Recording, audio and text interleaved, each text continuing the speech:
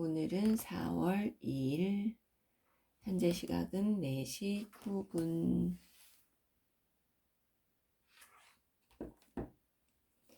오늘은 548페이지부터 558페이지까지 읽겠습니다. 박테리아나 인간이나 이 양극단의 중간에 있는 다양한 단계의 모든 생물들은 유전자 정보의 지시를 수없이 공유한다. 다시 말해서 생물마다 서로 다른 도서관을 갖고 있지만 그 안에 소장된 책들에는 내용이 같은 쪽이 많이 있다. 우리는 다양한 생물들이 공동의 조상에서 진화했다는 또 하나의 증거를 여기에서도 쉽게 찾을 수 있다. 현대 기술 문명은 기기묘묘한 생화학 반응의 지극한 사소한 부분만을 겨우 재현할 수 있다. 그런데 우리의 육체는 그 모든 화학 반응을 전혀 힘들이지 않고 척척 수행해낸다. 생명은 수십억 년에 걸친 진화를 통해 화학 반응에 대한 실습을 수없이 많이 해왔지만 인간은 이제 겨우 그 화학 반응들을 연구하기 시작한 데 불과하다. 그렇다면 DNA야말로 모든 것을 우리보다 훨씬 더 잘 알고 있다는 이야기가 아닌가. 그렇지만 우리가 연구해야 할 반응들이 너무 복잡해 필요한 정보량이 수십억 비트를 훨씬 넘는다고 하자. 현재 유전자 백과사전에 실려있는 지시가 여태까지는 완벽하게 유효했지만 이제는 주위 환경이 너무 빨리 변하기 때문에 그 지시들이 더 이상 큰 의미를 갖지 못하게 된다면 어떻게 하겠는가? 장서 천권의 도서관이라도 큰 쓸모가 없을 것이다. 바로 그러한 상황에 대비하느라 생물은 뇌라는 특수기관을 소유하게 된 것이다. 여타 기관과 마찬가지로 뇌도 수백만 년 동안의 끊임없는 진화를 통해 점점 더 복잡한 구조와 이에 따른 더 많은 정보를 소유하게 되었다. 현재 뇌의 구조에서 우리는 진화의 단계를 미루어 알아볼 수 있다. 뇌는 내부에서 외부로 진화했다. 가장 깊숙한 곳에 뇌의 가장 오래된 부분인 뇌관이 자리한다. 뇌관은 반사작용, 심장박동, 내장활동, 호흡 등 생명의 가장 기본적인 기능을 조절한다. 폴 맥린이 지극히 도발적인 학설을 하나 제시한 적이 있다. 그는 뇌의 고차원적인 기능들이 크게 3단계에 걸쳐 진화했다고 주장했다. 그것은 R 영역, 변형계, 되뇌피질의 3단계이다. 뇌관의 상단부를 모자처럼 뒤덮고 있는 부위를 R 영역이라 부르는데 이 R 영역이 인간의 공격적 행위, 정형화된 의식행위, 자기 세력권의 방어, 계층적 위계 질서의 유지 등을 관장한다. 뇌의 이 부위는 수억 년 전 인간이 아직 파충류였던 시기에 발달했다. 우리 각자의 두개골 내부 깊숙한 곳에는 말하자면 악어의 두뇌가 아직 남아있는 셈이다. R 영역은 변형계가 둘러싸고 있는데 바로 이 부위가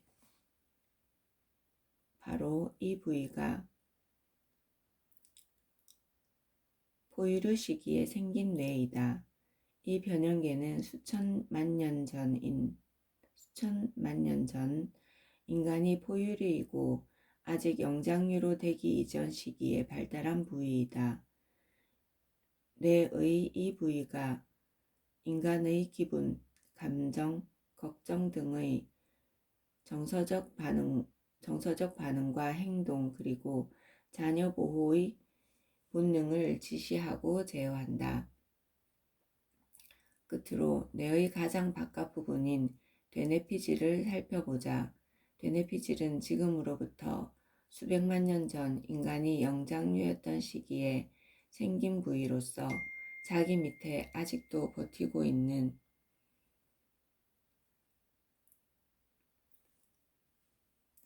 지금으로부터 수백만 년 전 인간이 영장류였던 시기에 생긴 부위로서 자기 밑에 아직도 버티고 있는 원시 두뇌와 늘 편치 않은 휴전 관계를 유지하며 지낸다.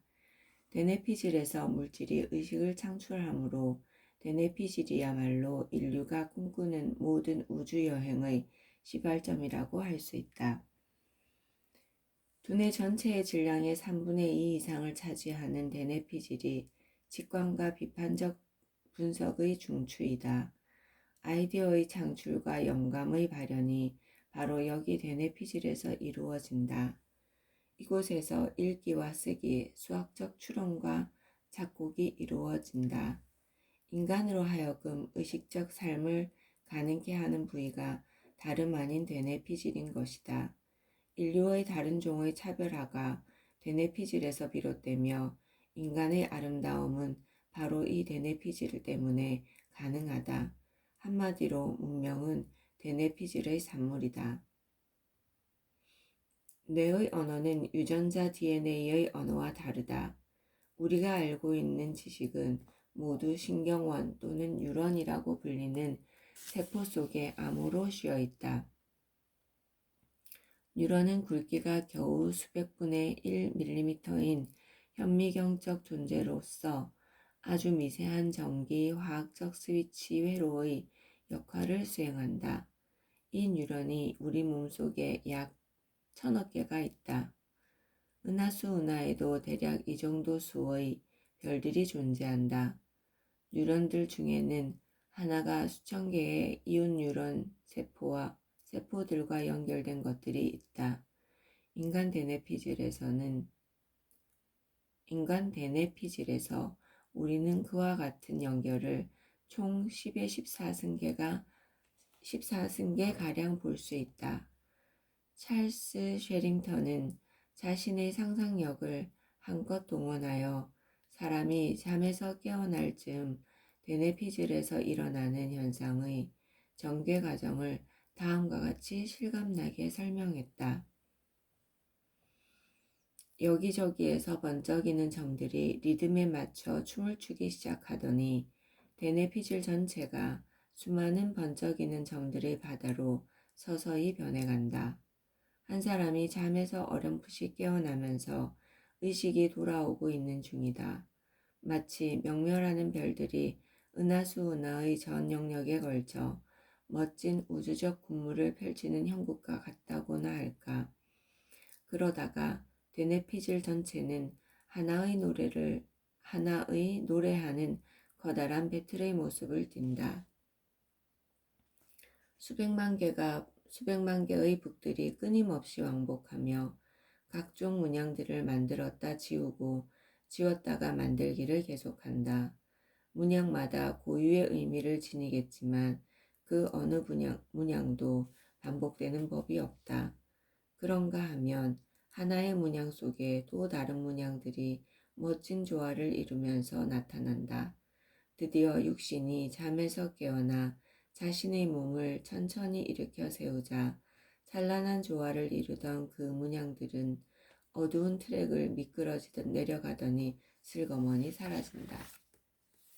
번쩍거리는 점들이 여러 가닥으로 연결되고 그들을 연결하던 다양한 무늬는 위치를 서서히 옮기면서 데네피질 여기저기에서 춤추는 연결망을 또다시 구축한다.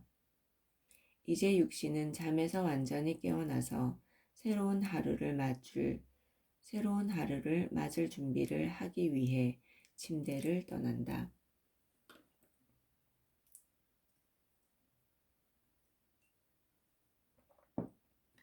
잠을 자고 있는 중에도 뇌는 쉬지 않는다. 수면 중에도 뇌는 꿈과 기억과 추리의 기제를 통해 인간사의 얽히고 설킨 문제들을 쉬지 않고 정리하고 해결하는 것이다. 우리의 생각과 시지각, 심지어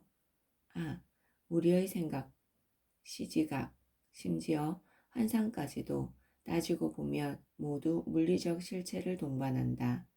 생각한다는 행위, 하나도 수백 개에 이르는 전기 화학 신호의 신호자극의 결합체라는 실체가 있다. 우리가 뉴런의 세계에서 벌어지는 일을 직접 볼 수 있다면 기기묘묘한 모습의 수많은 패턴들이 여기저기서 출현했다.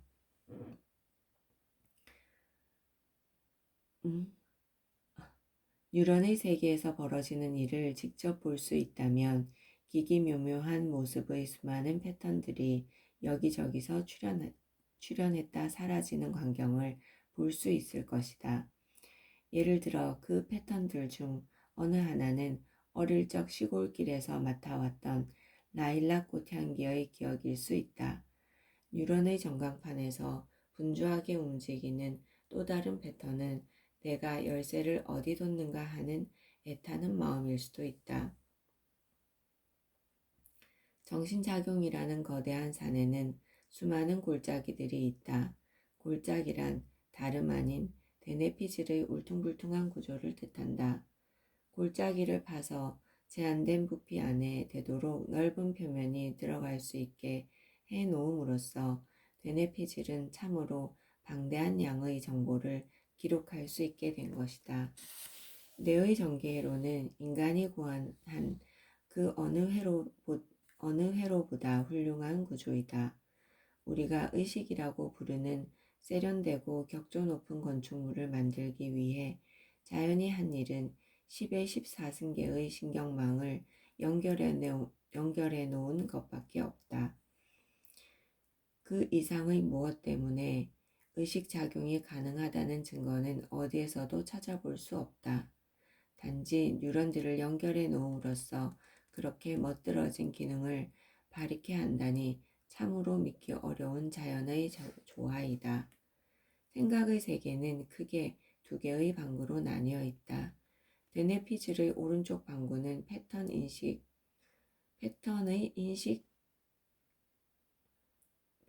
인식, 직관과 감수성의 발동, 창조적 통찰 등을 주로 책임진다. 왼쪽 방구는 이성적, 분석적, 비판적 사고를 관장한다. 기본적으로 서로 상반된 기능을 수행하는 뇌의 양쪽 방구가 상호 보완함으로써 인간의 의식작용을 특징짓는다. 한쪽에서는 아이디어를 내놓고 다른 쪽에서는 그 아이디어의 실효성을 검증하는 식이다. 두 개의 방구 사이에는 무수한 신경 다발이 있으며 이것을 통해서 양측이 정보를 끊임없이 교환한다. 신경 다발이 창조와 분석을 연결짓는 교량인 셈이다. 독창적 사고와 비판적 분석이야말로 세상을 이해하는 필수적인 도구이다. 빛으로 잰 인간 두뇌의 정보량은 뉴런 연결의 총수이다. 즉, 약 100조 비트의 정보가 우리 뇌 안에 있다는 것이다. 그 정보를 모두 영어로 기술한다면 대략 2천만 권의 책더미가 쌓일 것이다. 참고로 세계에서 가장 큰 도서관의 장서량이 대략 이 수준에 이른다.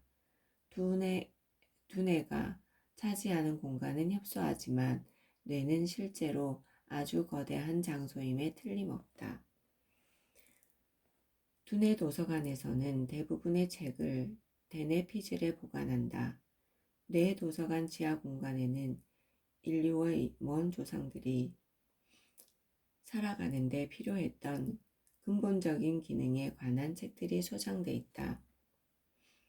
그 기능에는 공격성, 자식 양육의 욕망, 공포감, 짝짓기 같은 원초적 본능뿐 아니라 지도자를 맹목적으로 추종하려는 성향이 포함되어 있다. 두뇌의 고차적 기능 중에서 읽기, 쓰기, 말하기 등은 대뇌피질의 특징 부위에 보관돼 있다. 그러나 기억은 대뇌피질의 여기저기에 중복 기록돼 있다. 소위 텔레파시라는 기능이 실제한다면 상대방 대뇌피질에 보관된 정보를 내가 멀리서도 읽어낼 수 있어야 한다. 나의 사랑하는 이가 데네피질에 보관해둔 장서를 읽을 수 있다니 이것이야말로 가장 큰 축복이 아니겠는가. 하지만 텔레파시에 대한 확실한 증거는 아직 없다. 사랑하는 이들이 데네피질의 수준에서 정보를 읽어내는 일은 아직 예술가와 작가들의 몫으로만 남아있을 뿐이다. 두뇌는 기억장치 이상의 기능을 수행한다. 인간의 두뇌는 비교, 합성, 분석, 추상화 같은 기능을 갖고 있다. 살아남기 위해 우리는 유전자가 제공하는 것 이상의 정보를 미루어 알아낼 수 있어야 한다. 바로 이 때문에 두뇌 도서관의 규모가 유전자 도서관의 수만 배나 되는 것이다. 겨우 걸음마를 뗄 줄 아는 아이들의 행동을 관찰해보라. 사람의 알고자 하는 욕망이 얼마나 강한지 실감할 수 있을 것이다. 인간의 배우려는 열망이야말로 생존을 위한 도구이다. 인간의 감정이나 인간의 행동의 관습적 유형은 마음 어딘가 깊숙한 곳에 굳건히 자리 잡고 있는 인간 본성의 일부인 것이다. 그렇다고 해서 그러한 특성을 인간만이 갖고 있는 것은 아니다. 다른 동물들도 감정을 표출한다. 하나의 종으로 인간을 특징 지을 수 있는 것은 감정이 아니라 사고할 수 있는 능력이다. 데네피질이 사람을 동물적 인간에서 해방시켜 인간을 인간답게 만든 주인공이다. 그러므로 우리는 비비나 도마뱀의 유전적 행동 양식에 더 이상 묶여 있어야 할 필요가 없다. 그 대신 자신이 뇌 속에 집어넣은 것에 대해 스스로 책임을 질 줄 알아야 한다. 각자는 한 사람의 성숙한 인격체로서 누구를 아끼며 무엇을 알아야 하는가에 대해 스스로 책임져야 하지, 파충류 수준의 두뇌가 명령하는 대로 살아야 할 필요는 없다. 사람은 자기 자신을 스스로 변화시킬 수 있기 때문이다. 어떤 도시를 먼 미래를 내다보고 만든 설계에 근거하여 차근차근 만들어 갔다면 그 도시는 전체적으로 하나의 조화를 이루며 성장했을 것이다. 그러나 필요가 있을 때마다 여기 조금 바꾸고 저기 찔끔 확장하는 식으로 도시를 가꾸어 왔기 때문에 오늘날 세계 도시들의 속사정을 들여다보면 하나같이 과거와 현재가 공존하는 뒤죽박죽의 상태이다. 그런데 사람의 두뇌도 도시와 비슷하게 성장해왔다. 도시건 두뇌건 양쪽 모두 처음에는 작은 중심부에서 시작하여 서서히 커졌다. 진화가 진행되는 동안 먼저 생긴 부분들을 그대로 남아서 그들 나름의 기능을 계속 수행해왔다. 진화의 과정에서는 두뇌 양쪽의 오래된 부분을 모두 제거하고 좀 더 좋은 새 기능의 뇌로 그 부분을 완전히 대체할 수는 없다.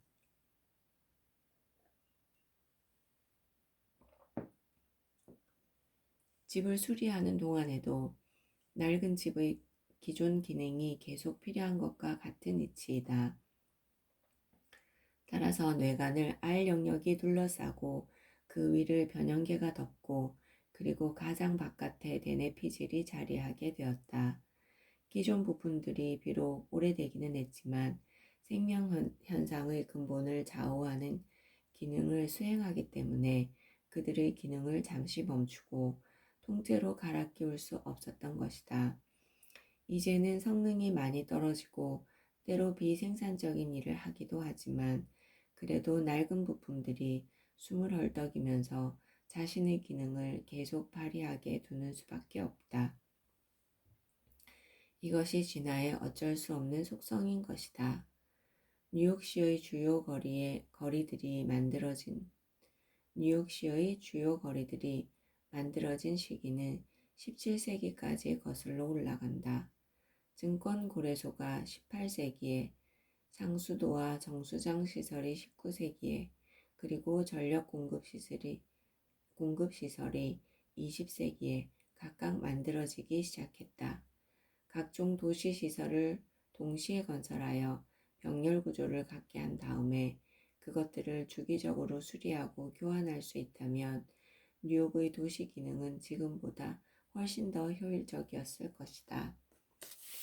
시대의 발달과 더불어 도시의 새로운 기능들이 추가됨으로써 도시는 도시로서의 역할을 수세기에 걸쳐서 중단됨 없이 계속해서 수행할 수 있었다. 17세기 뉴욕에서 브루클린에서 맨하탄 섬으로 들어오려면 이스트 강에서 나룻배를 타야 했다. 그러다가 19세기에 들어와서 현수교를 건설하는 기술이 개발됐다. 그런데 새 현수교는 다른 곳이 아닌 바로 그 이스트 강 나루에 걸렸다. 그 부근 땅의 소유주가 뉴욕시였을 뿐만 아니라 대부분의 주요 대로들이 기존의 나루터를 향해 직결돼 있었기 때문이다. 나중에는 똑같은 이유에서 지하터널도 바로 그 자리에 뚫리게 됐다. 그 터널을 건설할 때에는 이전부터 있던 잠함을 활용했다. 그 잠함들은 현수교를 건설할 때에 사용하였던 것이다. 기존의 시스템을 새로운 목적에 그대로 활용하거나 아니면 새로운 목적에 맞게 일부만 개량하여 사용하는 것은 토목이나 건축에서뿐 아니라 생명의 진화 과정에서도 흔히 나타나는 현상이다. 생존에 꼭 필요한 정보 전부를 유전자에 저장할 수 없을 정도로 그 양이 증가하자 진화는 서서히 두뇌를 새로 만들기 시작했다. 그리고 세월이 어느 정도 흘러 지금으로부터 대략 1만 년 전쯤부터 사람이 살아가는데 필요한 정보의 양이 새로 만든 두뇌로도 쉽게 보관할 수 없을 정도로 크게 늘어났다. 진화가 그 다음에 택한 방책은 육체 바깥에다 필요한 정보를 저장해 두는 것이었다. 현재까지 알려진 바에 따르면 생존에 필요한 정보를 유전자나 뇌가 별도의 공용 저장소를 만들어 그곳에 보관할 줄 아는 종은 지구상에서 인류뿐이라고 한다. 그 기억의 대형 물류 창고를 우리는 도서관이라고 부른다. 잘 따지고 보면 책이란 결국 나무에서 만들어진 것이다. 나무를 가공하여 유연하고 두께가 아주 얇은 종이를 먼저 만들어낸다.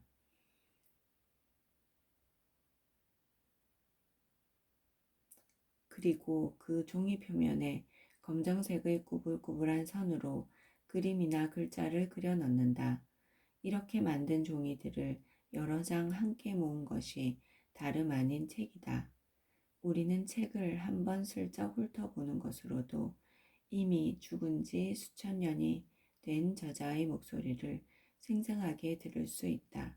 저자는 천년을 건너뛰어 소리 없이 그렇지만 또렷하게 자신의 이야기를 독자의 머릿속에 직접 들려준다. 글쓰기야말로 인간의 가장 위대한 발명이다. 글쓰기가 다른 사람들을 하나로 묶어놓고 먼 과거에 살던 시민과 오늘날 사는 우리를 하나가 되게 했다.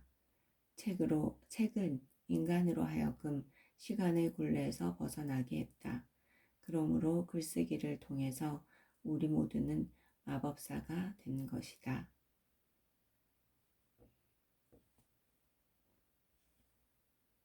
오늘은 여기까지 읽겠습니다.